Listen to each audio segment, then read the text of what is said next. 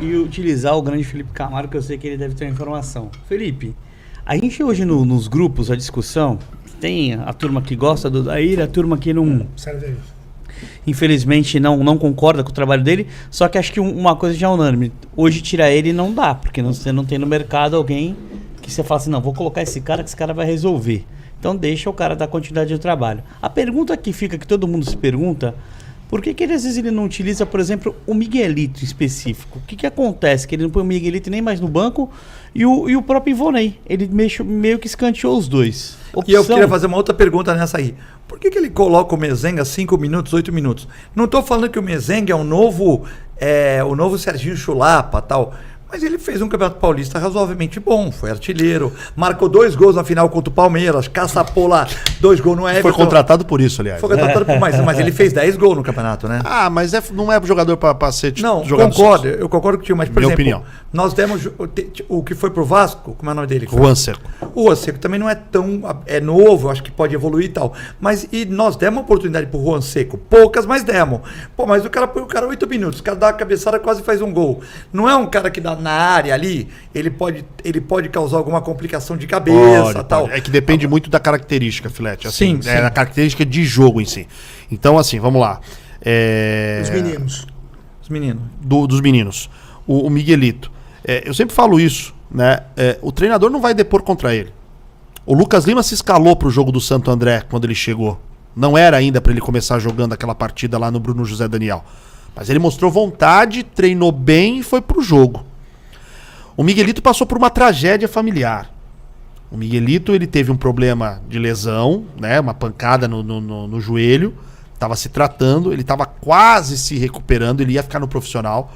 Mas aí a comissão técnica entendeu o seguinte, como ele estava na fase final de recuperação, vamos liberar ele para o Orlando Ribeiro. Ele vai jogar algumas partidas da Copinha, ele vai pegar ritmo e ele volta para cá com ritmo para a gente tentar utilizá-lo. Só que a mãe dele falece. Né? Uma doença de forma rápida e levou a mãe do Miguelito. Então o jogador ele não está bem ainda fisicamente, ele estava se recuperando de uma lesão e você libera o cara para ir para o país dele. Cara, isso não tem tempo.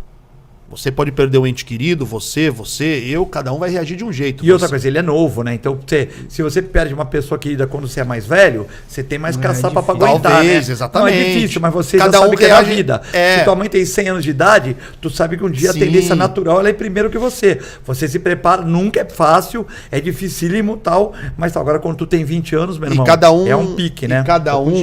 E cada um né? reage de um jeito, né? Então... Cara, coisa rara, eu concordei com o Filete, hein? Porque a gente faz briga de propósito pra dar ibope, né?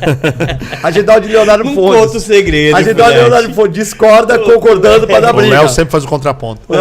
Quando o Léo concorda, outro dia eu falei, a menina que trabalha no do Peixe, qual é o nome dela? Carol Bernardo. Ótima. Ela falou assim, o Luxemburgo até o fim do ano. Eu falei, fim do ano, Carol? Fim do ano ou junho? Aí o Leonardo... Ganhou o programa, Filete. Falei, pô, concordou comigo. A Carol falou que até o fim do ano, prevento e tal. E eu virei e falei assim, até o fim do ano, Carol, até junho. Eu vi sim. Tem que ter debate. Aí o Leonardo Fontes falou, concordo com o Filete. Mas é difícil ele concordar, porque ele ainda mais se o Mano cair no Inter. Mas aí ele quis fazer o quê? Ele quis puxar a Carol pra gente ficar na discussão, entendeu? Isso faz parte do programa, né? Faz parte. Agora, em relação ao Miguelito, cara, tem a questão da tragédia familiar.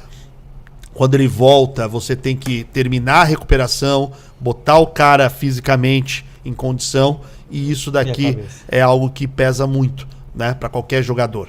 Então, o Miguelito, ele voltou, teve algumas oportunidades, e tem jogadores que estão na frente dele, da opinião do Odair. O Lucas Lima, tem o Ed Carlos, que se machucou agora, e eu nem apurei pela correria do dia se o Miguelito foi relacionado ou não, mas enfim. O Ivonei teve algumas chances, não contribuiu também, não respondeu. Então, assim, dentro das peças que ele entende que tem que levar para o banco, ele tem levado o Ed Carlos, né? Mas é um rodízio. O Odair, quando deu entrevista exclusiva pra gente agora recentemente no De Olho no Peixe, nós perguntamos sobre isso, né? O treinador, ele vai levando de acordo com o que vê no treino, com as características do jogo, que ele entende que se precisa de um cara que tenha mais... O Ed Carlos. O Ed Carlos, você não pode exigir que ele seja um cara que acelere o jogo, Né? Ele é um cara lento. Intensidade, Ele, o cara da cadência, é o cara, não, desculpa, que um cara que tem intensidade ali. Não é aquele cara. Não. Ele vai cadenciar a bola, ele para a bola. Mezenga ele joga mal nos treinos? Bom, quando eu vi, finalizava muito mal. Finalizou mal, mas eu vi um treino também. Mas tem jogador que no treino vai mal e no tudo jogo bem, vai tudo bem. bem. Né? Só que assim, o Mezenga, ele tem uma característica mais de ser aquele centroavante brigador de área, um cara mais paradão, referência. E os jogos que o Santos tem feito, o Santos precisa de centroavante de um pouco mais de mobilidade. Eu sei, do jogar no contra-ataque, jogar na E aí, quando você...